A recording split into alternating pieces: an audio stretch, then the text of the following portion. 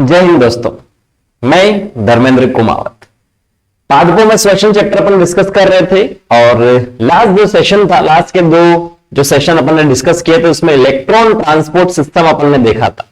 काफी interesting topic था और एनसीईआरटी का सब कुछ मैंने आपको क्लियर करवा दिया है। आपने देखा होगा, उम्मीद में करता हूं एनसीईआरटी क्लियर हो गई होगी। सो आज के सेशन में अपन बात करेंगे ईटीएस के अंदर ही एक टॉपिक आता है ऑक्सीकारी फॉस्फोरिलीकरण। ठीक है, ऑक्सीडेटिव फॉस्फोरिलीकरण जिसे अपन बोलते हैं। छोटा सा पॉइंट है, इसको समझने के लिए मैं कंपेयर करके आपको बता रहा हूं प्रकाश फॉस्फोरिलीकरण जिसे अपन बोलते हैं फोटो फॉस्फोरिलीकरण। ठीक है, अब ये जो शब्द है आपने सुना हुआ होगा, ये जो शब्द है आपने सुना है। फॉस्फोरिलीकरण का मतलब भी आपको आना चाहिए और नहीं आता तो मैं यहां पर थोड़ा सा पॉइंट दे दूंगा। दोनों को इसलिए मैं साथ में बता रहा हूं क्योंकि इन दोनों में स्टूडेंट्स को काफी कंफ्यूजन रहता है। तो इस टॉपिक को आपको देखने के बाद में, सेशन को देखने के बाद में किसी भी प्रकार का आपको कंफ्यूजन नहीं रहेगा, ये मेरी गारंटी है। और एनसीईआरटी में जो ऑक्सीकारी फॉस्फोरिलीकरण लिखा है उसका मतलब आपको आसानी से समझ में आ जाएगा। ठीक है, तो सबसे फर्स्ट बात करें इन दोनों में, मैं डिफरेंस आपको बताता हूं, उसके बाद में जो एनसीईआरटी के स्टेटमेंट्स है वो आपको 100% क्लियर हो जाएंगे। सबसे फर्स्ट अगर लोकेशन की बात करें, ये आपने पढ़ा है प्रकाश संश्लेषण में, ये आप पढ़ते हो किसके अंदर, रेस्पिरेशन में, श्वसन में, पादप में, श्वसन टॉपिक के अंदर। ठीक है, तो सबसे फर्स्ट अगर लोकेशन की अगर अपन बात करें तो प्रकाश फॉस्फोरिलीकरण कहां होता है, ये होता है क्लोरोप्लास्ट में। कहां होता है, क्लोरोप्लास्ट में, क्योंकि प्रकाश की अपन बात कर रहे हैं तो प्रकाश संश्लेषण पादप के हर पार्ट में होता है, मेनली क्लोरोप्लास्ट के अंदर। ठीक है, जबकि ऑक्सीकारी फॉस्फोरिलीकरण की अगर अपन बात करें तो ये जो प्रोसेस होती है ये होती है माइटोकॉन्ड्रिया में, जिसे अपन बोलते हैं कोशिका का शक्तिगृह। मतलब तो इंग्लिश आपको आनी चाहिए। ठीक है, तो ये जो प्रकाश फॉस्फोरिलीकरण की प्रोसेस है ये क्लोरोप्लास्ट में होती है, वो माइटोकॉन्ड्रिया के अंदर होती है। दूसरा, जीवों की अगर अपन बात करें तो कोशिकांग, मैंने आपको बताया कौन से कोशिकांग में ये जो है प्रोसेस होती है। जीवों की अगर अपन बात करें तो समस्त प्रकाश फॉस्फोरिलीकरण की बात करें तो समस्त जो हरित जीव है, ठीक है, जिनमें प्रकाश संश्लेषण होता है उसमें प्रकाश फॉस्फोरिलीकरण की प्रोसेस देखने को मिलेगी। आ रही है ना बात समझ में? हरित जीव में केवल जो हरे जीव है उनके अंदर मिलेगी, जिसके अंदर पादप हो सकते हैं या दूसरे सूक्ष्म जीव हो सकते हैं जो प्रकाश संश्लेषण करते हैं। लेकिन ऑक्सीकारी फॉस्फोरिलीकरण की बात करें तो ये जो है वो कहां होता है, समस्त जीवों में होता है। ये जरूरी नहीं है कि वो प्रकाश संश्लेषण कर सकता है या नहीं कर सकता। ठीक है, जो यूकेरियोट्स है इसके अंदर माइटोकॉन्ड्रिया है तो वो आपके पास प्लांट में भी होता है, पादप में भी होता है, एनिमल्स में भी होता है।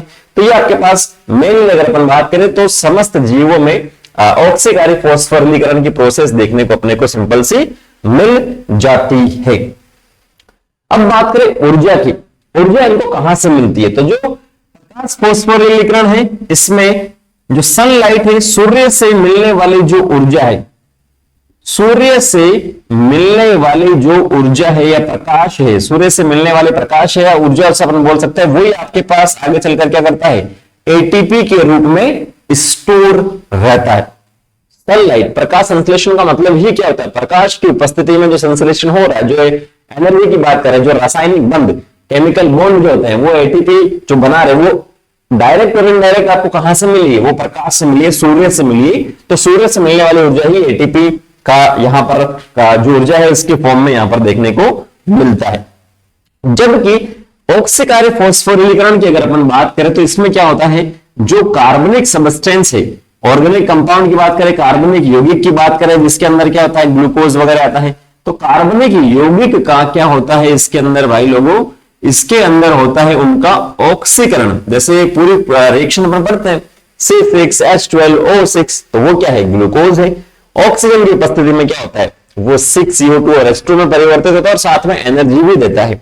तो कार्बनिक यौगिक है, ये कार्बन इनके अंदर है, इनका ऑक्सीकरण हो रहा है, मतलब छोटे छोटे पार्ट में वो क्या हो रहा है, टूट रहे, और वो आपको क्या दे रहे हैं, एनर्जी यहां पर दे रहे हैं एटीपी के रूप में। आ रही बात समझ? तीसरा डिफरेंस आपका क्लियर हो जाना चाहिए, यहां पर प्रकाश से मिलने वाली जो ऊर्जा है या सूर्य से मिलने वाली है वो है एटीपी, वहां पर कार्बनिक यौगिक का क्या हो रहा है, ऑक्सीकरण वहां पर सिंपल सा हो रहा है। ठीक है, अब प्रकाश फास्फोरिलीकरण की अगर अपन बात करें तो यहां पर क्या होता है भाई साहब, यहां पर होता है जल का अपघटन, स्प्लिटिंग ऑफ वाटर। जल का अपघटन इसके अंदर देखने को मिलता है। जबकि ऑक्सीकारी फास्फोरिलीकरण की अगर अपन बात करें तो इनमें इसके अंदर मैंने कल भी आपको बताया था, मेटाबॉलिक वाटर, उपापचय जो जल है उसका क्या होता है, निर्माण होता है। इसके अंदर क्या होता है, निर्माण होता है। क्योंकि अपन ने जो लास्ट कॉम्प्लेक्स देखा था, ठीक है, सॉरी फोर्थ जो कॉम्प्लेक्स अपन ने देखा था, वहां पर अपन ने बात की थी H आयन अपने पास है, हाफ O2 है, इलेक्ट्रॉन वहां पर जाता है तो H2O का निर्माण होता है, मेटाबॉलिक वाटर जिसे अपन बोलते हैं। तो इसके अंदर आपके पास क्या होता है, जल का निर्माण होता है। इसके अंदर क्या होता है, जल का अपघटन होता है। सिंपल सी प्रोसेस आपको आ जानी चाहिए। क्यों, 6CO2 प्लस 6H2, ठीक है, वो आपके पास H2 जो है वो आगे चलकर CO2 के साथ मिलेगा, तभी तो आपके पास क्या बनेगा, जो कार्बनिक यौगिक है वो बनेगा। जो यहां पर बन रहा है वो वहां पर टूट रहा है। एक तरह से ये अपन कह सकते हैं इसके अंदर सिंपल सी प्रोसेस की जो अपन बात करते हैं। और ये बात समझ। अब सबसे लास्ट में मेन जो इंपॉर्टेंट पॉइंट है वो आपको यहां पर देखना। चार डिफरेंस आपके पास हो चुका है। जो ऊर्जा के सेंस में अपन ने बात की है प्रोटॉन्स की, किसकी बात की है, प्रोटॉन्स की। जैसे ये क्लोरोप्लास्ट आपके पास कुछ यहां पर है, ये इस प्रकार से दोहरी झिल्ली आपके पास ये क्लोरोप्लास्ट है, और ये आपके पास क्या है, माइटोकॉन्ड्रिया है सर। तो अपन ने बात की थी जो अपघटन वगैरह हो रहा है आपके पास, जो H+ आयन है वो इसकी ल्यूमेन में यहां पर क्या कहते हैं, इकट्ठे हो जाते हैं। और जब यहां से ये बाहर निकलता है F0 और F1 की सहायता से, तो आपके पास क्या होता है, F0 और F1 की सहायता से जब बाहर निकलता है, किसकी यहां पर जो है प्रवणता बनती है, प्रोटॉन की क्या बनती है, प्रवणता बनती है, ग्रेडियंट जिसे अपन बोलते हैं प्रोटॉन ग्रेडियंट। तो यहां से जब आते हैं तो क्या होता है, ADP प्लस इनऑर्गेनिक फॉस्फेट परिवर्तित होता है किसके अंदर, ATP के अंदर। ठीक है, तो एक क्लोरोप्लास्ट के ल्यूमेन की जो अपन बात करें वहां पर प्रोसेस चल रही है। इसके जस्ट अपोजिट आपके पास क्या चल रहा है, यहां पर जो माइटोकॉन्ड्रिया है उसमें जो आपके पास इंटर मेम्ब्रेन स्पेस है, जो बाहरी और आंतरिक झिल्ली के बीच का स्पेस है, वहां पर अपन ने बात की थी हाइड्रोजन वगैरह होता ही है। तो यहां पर भी ग्रेडियंट आपके पास बनता है। अब यहां जो ग्रेडियंट बना है, ठीक है, यहां जो ग्रेडियंट बना डायरेक्टली वो आपके पास प्रकाश के ऊपर निर्भरता, प्रकाश के ऊपर निर्भरता, बिना इसके प्रवणता के उच्च से निम्न सांद्रता के जब तक हाइड्रोजन नहीं जाएंगे तब तक तो यहां पर काम होगा ही नहीं, एटीपी वगैरह बनेगी नहीं। तो प्रकाश की उपस्थिति में आपके पास हुआ है सारा खेल। प्रकाश डायरेक्ट या इनडायरेक्ट की बात करें, जो ऊर्जा है एटीपी यहां पर बनाएगा। जबकि इस केस में अगर अपन बात करें, इस केस में प्रकाश नहीं है तो भी आपके पास एटीपी बनेगा, लेकिन वो जो आपके पास बनेगा, जो ऊर्जा की जो बात करते हैं, वो ऑक्सीकरण अपचयन। ऑक्सीकरण अपचयन एक टर्म अपने पास लिखा है एनसीईआरटी में, ऑक्सीडेशन रिडक्शन से जो एनर्जी आपको मिलती है।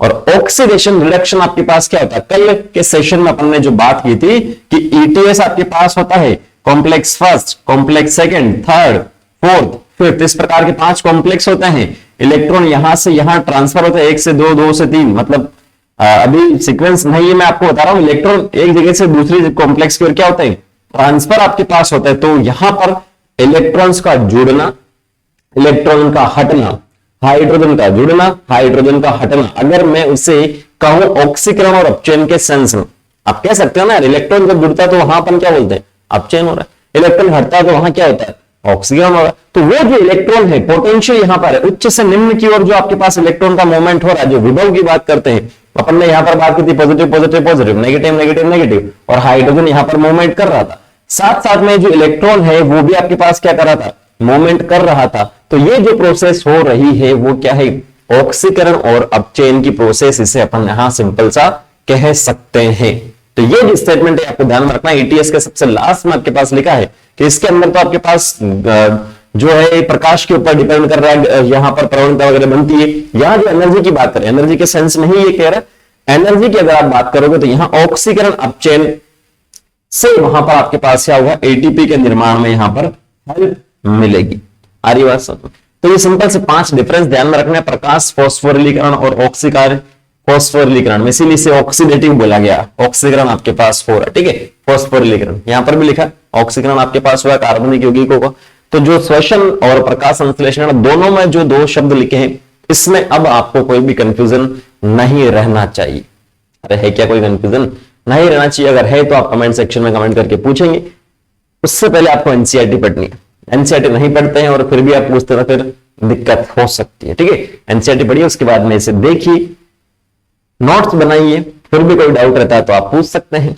नेक्स्ट सेक्शन में जब अपन मिलेंगे तो इसका एक छोटा सा पोर्शन और अपने पास है, वो यहां से डिस्कस करेंगे कि कुछ अजम्पशन से ये जो सारी चीजें अपन ने पढ़ी है, ग्लाइकोलाइसिस, ईटीएस, क्रेब चक्र या लिंक रिएक्शन, क्या ये पूरा एक सीक्वेंस में होता है या अपन ने ऐसा माना है? मनुष्य के शरीर में या किसी दूसरे के शरीर में घुस के तो अपन ने देखा नहीं, ठीक है। तो ये सारी क्या अवधारणा जो अपन सारे जो अपन ने चीजें पढ़ी है, क्या ये एग्जैक्ट वैसी ही है जैसे अपन पढ़ रहे हैं, या केवल अपन ने अजम्पशन किया कि केवल माना है? तो वो अपन यहां पर डिस्कस करेंगे। Net gain of ATP, total ATP कितने बनते हैं, 38 एटीपी, वो यहां से अपन डिस्कस करेंगे नेक्स्ट सेशन, ठीक है। इतना सा आप देखिए, मिलते हैं। Thank you, all the very best.